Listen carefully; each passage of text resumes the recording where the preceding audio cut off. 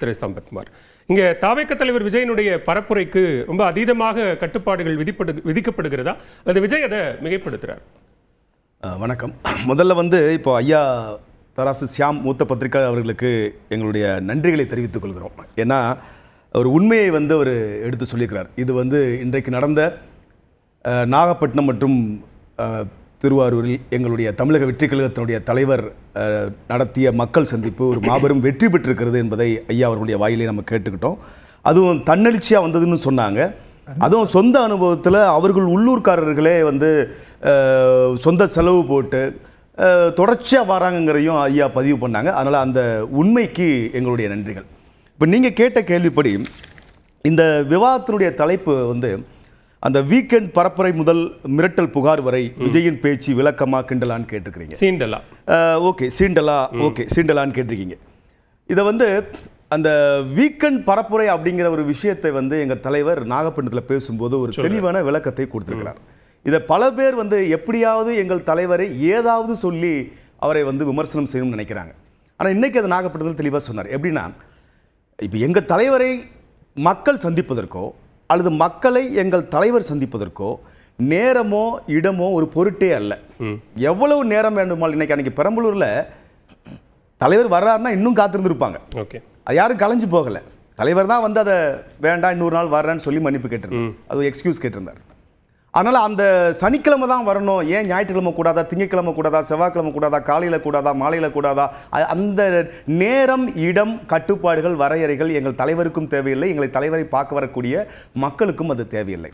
ஆனால் ஒரு பொது இடத்துல கூடணும் அப்படின்னா அதெல்லாம் தேவை இல்லை. ஆனால் எனக்கு என்ன அப்படின்னா, அந்த 5 நாள் வேலை நாட்களை நம்ம தொந்தரவு பண்ண வேண்டாம். ஏன்னா வழிநெடுக அந்த பயணம் வரும்பொழுது நிச்சயமாக, ஏன்னா யாரும் நம்ம நான் அடிக்கடி சொல்கிற வார்த்தை என்ன அப்படின்னா, இது கூட்டிய கூட்டம் கிடையாது, இது கூடிய கூட்டம். இது எங்களுடைய கேடர்ஸோ எங்களுடைய அந்த மெம்பர்ஸ், எங்களுடைய கழக தோழர்கள், தொண்டர்கள், நிர்வாகிகள் அப்படின்னு மட்டும் நீங்க நிப்பாட்டக்கூடாது. அதை தாண்டி ஆதரவாளர்கள் வர்றாங்க. இன்னும் நீங்க பாத்தீங்கன்னா இன்னைக்கெல்லாம் வேலை வெட்டியை செஞ்சுட்டு இருக்கிற பெண்மணிகள், மூதாட்டிகள், ஐயா கூட சொன்னாங்க, ஒரு குறிப்பிட்ட வயதிற்கு கீழே தான் இருக்கிறாங்க, 18 வயதுல இருந்து ஒரு 30, 35 அப்படிலாம் இல்லை. நீங்க இன்னைக்கு வயதானவர்களை பார்க்கலாம். ஒரு பெரிய மனிதர் எல்லாம் பார்த்தீங்கன்னா வேட்டி கட்டினவர் 60, 70 வயசு அவர் கட்டிட்டு இருக்க ஒரு வீடு கட்டிட்டு இருக்காங்க. அது மேலே ஏறி நான் விஜய் பார்க்கணும் அப்படின்னு நிற்கிறார். ஒரு அம்மா வீட்டில் வேலை பார்க்குறாங்க, பஸ்ஸுக்கு முன்னாடி நாங்கள் பார்க்கணும்னு சொல்றாங்க. எவ்வளவோ நீதிமன்ற உத்தரவு, காவல்துறையுடைய உத்தரவு எல்லாம் நம்ம சொல்லி எங்க தலைமையில் குழந்தைகளை கூட்டுறோம் எங்க தலைவர் சொல்றாரு. ஆனா இன்னைக்கு பாத்தீங்கன்னா குடும்பமாக எங்கள் தலைவரை பார்க்க வராங்க. அப்படிங்கும்போது இது தன்னெழுச்சியான ஒரு கூட்டம். இது முதல் கேள்விக்கு நான் சொல்லிட்டேன். மரத்துல ஏறுறது, கம்பத்துல ஏறுறது, மின்சார டிரான்ஸ்ஃபார்மர்கள் மீது ஏறுறது அப்படிங்கிற அந்த சிக்கல்களும் இருக்கத்தான். இல்ல, அதாவது எப்படின்னா, எப்படியாவது தலைவரை பார்த்து விட வேண்டும், அவர் பேசுகிற அந்த பேச்சை, அவருடைய அந்த எழுச்சி மிகுந்த உரையை கேட்டுவிட வேண்டும் என்ற ஒரு ஆர்வம் இருக்குது. தவறு இல்ல, தவறு என்று சொல்லும்போது நீங்க வழிகாட்டுறோம், நீங்க தடுக்க வேண்டிய கடமை யாருக்கு இருக்கு? நீதிமன்றம் அதைத்தான் சொல்லுச்சு. கூட்டத்தை கட்டுப்படுத்த வேண்டிய பொறுப்போ கடமையோ தாவேக தலைவர் விஜய்க்குத்தான் இருக்கு அப்படின்னு நீதிமன்றம். நீங்க மாப் மெண்டாலிட்டிங்கிற ஒரு வார்த்தை நீங்க பார்க்கணும். ஒரு மிகப்பெரிய கூட்டம், இப்ப நீங்க யாரை கட்டுப்படுத்த முடியும்னு நினைக்கிறீங்க? கட்டுக்கடங்காத கூட்டம் ஒரு வார்த்தை இருக்குல்ல தமிழ்ல, கட்டுக்கடங்காத கூட்டம். இது அதுதான். அது அந்த வார்த்தைக்கு விளக்கம். ஒருவேளை ஏதாவது ஒரு அசம்பாவிதம் நிகழ்ந்தால் அதற்கு யார் பொறுப்பேற்பது? நிச்சயமாக. அதாவது எப்படின்னா, அந்த பொறுப்பேற்பது என்பது அந்த அரேஞ்ச்மெண்ட் பண்ண நிர்வாகிகள், எங்களுக்கு தான் அந்த கடமையும் பொறுப்பும் இருக்கும் நான் சொன்னா கூட. அப்ப இல்ல அத நீங்க ஏற்கனவே தலைவர் அறிக்கை விடல நினைக்கிறீங்களா? அந்த இடத்துல அறிக்கை விட்ட பிறகு, அது முதல் வாரத்தில் அறிக்கை விட்ட பிறகும் 2வது வாரத்திலும் அந்த சிக்கல் தொடருதுன்னா நீங்க தடுக்க முடியாது சார். நான் என்ன சொல்றேன்னா, பொதுச் செயலாளர் 2 நாட்களுக்கு 3 நாட்களுக்கு முன்பே அங்க இருக்கிறார். அங்க இருக்கக்கூடிய நாகப்பட்டினம், திருவாரூர் மாவட்ட பொறுப்பாளர்களை, ஒன்றிய, நகர, கிளை, அணி பொறுப்பாளர்களை கூப்பிட்டு வச்சு பேசார். ஐயா கூட அழகா சொன்னாங்க, திருச்சியை விட நாகப்பட்டினம், திருவாரூரும் மேம்பட்டு இருக்குன்னு. ஆனா நீங்க எவ்வளவு சொன்னாலும் இது நம்ம கூப்பிட்டு வர்ற கூட்டம் கிடையாது. இது நீங்க சொல்ற மாதிரி அது கட்டுக்கடங்காத கூட்டம். இது பொதுக்குழு கட்டுக்கடங்காத கூட்டம். கட்டுப்பாடுகள் போட்டும் அது கட்டுக்கடங்காத கூட்டமா இருக்குன்னா, அப்ப காவல்துறை சொல்லக்கூடிய கட்டுப்பாடுகளுக்கும் நீதிமன்றம் சொல்லக்கூடிய கட்டுப்பாடுகளுக்கும் உட்பட்டுத்தான் இருக்கணும். ஆனா இது எங்களை கட்டுப்படுத்துறாங்க, அடக்குமுறை செய்றாங்க. நீங்க பாருங்களேன், நீங்க இது மக்களை சந்திக்க விடாமல் தடுக்குறாங்க அப்படின்னு. ஒரு அரங்கத்திற்குள் ஒரு கூட்டம் நடந்தால் அங்க நீங்க கட்டுப்படுத்த முடியும். இது பொதுவெளி, ஓபன். நீங்க எவ்வளவு பேர் வருவாங்கிறதுக்கு எங்கள்கிட்ட கேட்கறாங்க, எவ்வளவு பேர் வருவாங்க அப்படின்னு ஒரு கேள்வி. இப்ப நானே தூத்துக்குடி மாவட்டத்தில் அக்டோபர் மாதம் 11ஆம் தேதி எங்களுடைய தலைவர் சுற்றுப்பயணம் இருக்குன்னு சொல்லி அங்க இருக்கக்கூடிய லோக்கல் நிர்வாகிகளோட, நான் ஒரு மாநில நிர்வாகியை, நானுமே தூத்துக்குடி தூத்துக்குடி எஸ்பி கிட்ட போய் மனு கொடுக்குறேன். அப்ப அவர் எங்கள்கிட்ட கேட்கக்கூடிய கேள்வி என்ன, எந்த இடம் கேட்டா ஒரு இடத்த சொல்லிட்டோம், விவிடி சிக்னல்னு சொன்னோம். எவ்வளவு பேர் வருவாங்கன்னு சொன்னோம். என்ன பதில் சொல்ல முடியும்? 5000 சொல்ல முடியுமா, 10000 சொல்ல முடியுமா, 20000 சொல்ல முடியுமா, 50000 சொல்ல முடியுமா?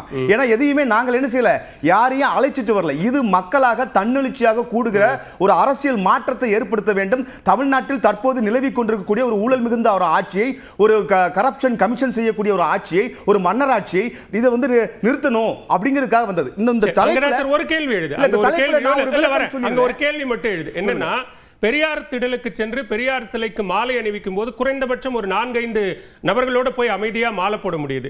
அம்பேத்கருக்கு சாலையில் இருக்கிற அம்பேத்கர் சிலைக்கு காரில் இருந்து இறங்கி சத்தமே இல்லாம மாலை போட முடியுது. முதல் மாநாடு, அரசியல் மாநில மாநாட்டுக்கு, மாநாட்டு திடலுக்கு தாவேக தலைவர் எப்ப வந்தாருன்னு தெரியாத அளவுக்கு அமைதியாக திடலுக்கு வர முடியுது. அப்படியெல்லாம் முடிந்த தாவேக தலைவரால் ஏன் இப்ப முடியல? இல்ல, மாநாடுக்கு வந்து நான் 2 மாநாட்டில் நான் இருந்தேன். முதல் நாளே தலைவர் வர்றாரு, கேரவன்ல தங்கியிருக்கிறாரு. அந்த மாநாடு நடக்கும் வர முடியாது, ஓகே. மற்றவர்கள் மாதிரி கேரவன்ல அந்த கான்வாயோட வர முடியாது, ரைட். அப்போ இன்னைக்கு வந்து இது பரப்புரை. பரப்புரையில நீங்க பப்ளிக் சந்திக்கக்கூடிய ஒரு இடத்தை நீங்க கொடுக்குறீங்க. அப்ப தலைவர் முன்னாடி அவங்க வந்து நிக்கணும்னு எதிர்பார்க்கறீங்களா? அங்க வந்து வாகனத்துல வந்து மக்கள் எல்லாம் வரதுக்கு முன்னாடி வந்து நிக்க முடியுமா? பாயிண்ட்க்கு தான வரணும். பாயிண்ட்க்கு வர்றதுக்கு ஒரு இடம் இருக்குல்ல சார், ஸ்டார்டிங் பாயிண்ட் ஒன்னு இருக்குல்ல. அன்னைக்கு திருச்சியில இருந்து வரும்போது விமான நிலையத்துல இருந்து வர்றாரு. இன்னைக்கு நீங்க வந்து அட்வான்ஸாவே வண்டியை வந்து அனுப்பி வச்சுட்டு இன்னொரு இடத்துல இருந்து வர்றாரு.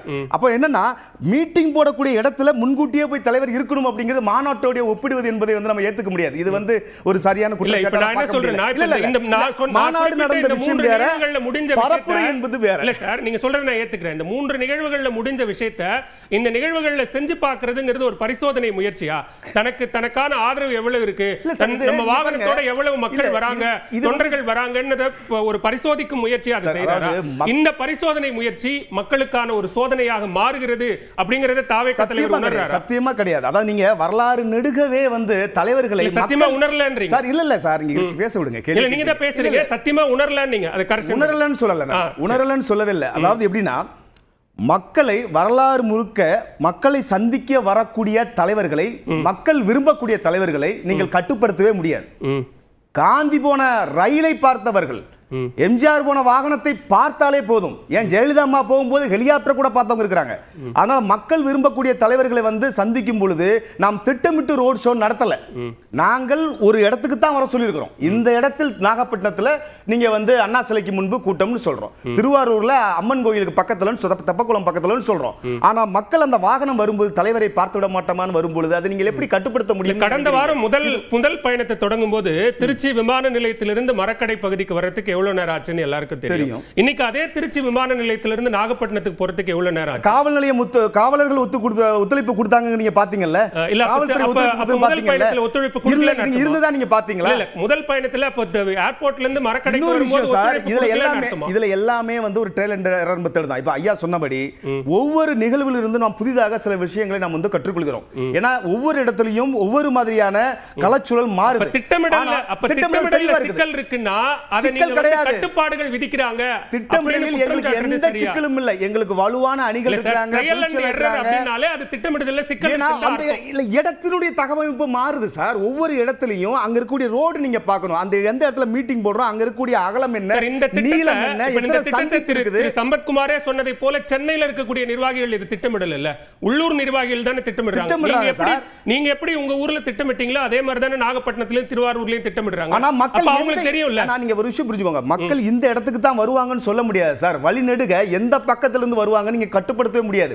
இந்த இடத்துக்கு நான் தூத்துக்குடியில விவிடி சிக்னல்னு சொல்றேன், தூத்துக்குடியில இருந்து திருநெல்வேலி போற ரோட்ல விவிடி சிக்னல்னு சொல்றேன். ஆனா தலைவர் ஒருவேளை திருநெல்வேலியில இருந்து வர்றாருன்னா இவங்க அங்கேயே போய் நிக்கிறாங்க. ஒருவேளை வந்து வடக்கு இருந்து கோயில்பட்டில வர்றாங்கன்னா இவங்க வந்து அவுட்டர்ல இருந்து வந்துடுறாங்க. அப்போ மக்களுடைய அந்த ஆர்வ மிகுதியால், அன்பு மிகுதியால் இது போன்ற சில நிகழ்வுகள் நடக்குது. இது இன்னும் ஒரு விஷயம் சொல்லி முடிச்சேன். இல்ல, உங்க தலைப்புல இன்னொரு விஷயம் இருக்குது. மிரட்டல், புகார், விளக்கம் அல்லது சீண்டல் 3 விஷயம் சொல்லிக்கிறீங்க. நாங்கள் யாருக்கும் வந்து யார் மேலேயும் புகார் சொல்லல, அத புகாரா எடுத்துக்க வேண்டாம். அதே மாதிரி வந்து அது வந்து எப்படின்னா ஆளும் கட்சியினுடைய அடக்குமுறைகளை மக்களுக்கு தெரியப்படுத்துகிறார். இது ஒரு அரசியல் அர்த்தமுள்ள ஒரு எழுச்சி மிகுந்த உரையாத்தான் நீங்க பார்க்கணுமே ஒழிய இதை நாங்க வந்து சீன்றோம் அது ரொம்ப ஒரு மட்டமா இருக்கும், சீன்றோம் அல்லது நாங்க வந்து என்ன புகார் கொடுக்கிறோம் இல்ல விளக்கம் கொடுக்கிறோம் அப்படின்னா யாருக்கு விளக்கம் கொடுக்கணும்? இல்ல சார், வீக்கெண்ட் அரசியல் தொடர்பான ஒரு விமர்சனம் வருது. நாங்க வீக்கெண்ட் ஏன் வீக்கெண்டுக்கு இந்த மாதிரி திட்டமிட்டோம் கொடுக்கல. நீங்க தொடக்கத்துல அதுக்கு ஒரு விளக்கம் சொன்னீங்கல. இல்ல சார், ஒரு சந்தேகம். நீங்க இந்த பயண திட்டம் அப்படின்னு ஒரு திட்டத்தை முதல்ல வெளியிட்டீங்கல்ல, அந்த பயண திட்டத்திலே கீழே ஒரு வரி, ஏன் நாங்கள் சனிக்கிழமை தோறும் இந்த பயணத்தை திட்டமிடுறோம்ங்கறத இன்னைக்கு சொன்னது அன்னைக்கே அதை சொல்லிருந்தா யாரு விமர்சிச்சிருக்க போறா? இல்ல, இது சனிக்கிழமை என்று வரும்பொழுதே நாங்கள் வந்து சொல்லியிருக்கிறோம். சனிக்கிழமை இது இன்னைக்கு தலைவர் சொல்லிக்கிறார். இல்ல சார், விமர்சனங்கள் எழுந்த அப்புறம் தானே பதில் வருது. விமர்சனங்கள் என்பது தவறாக சொல்லும் பொழுது தலைவரே விளக்கம் கொடுக்க வேண்டும். அதுக்கு முன்னாடி நாங்கள் நிர்வாகிகள் பொதுச் செயலாளர்கள் வந்து விளக்கம் வருது இல்ல, அது விளக்கம்னு சொல்லல, ஏன் அப்படிங்கறது சுட்டி காட்டுறோம். சரி, சுட்டி காட்டுறோம். ஏதோ ஒரு பேர் வச்சுப்போம், முதற்கட்ட பார்வை எடுத்துக்கிற பேசலாம்.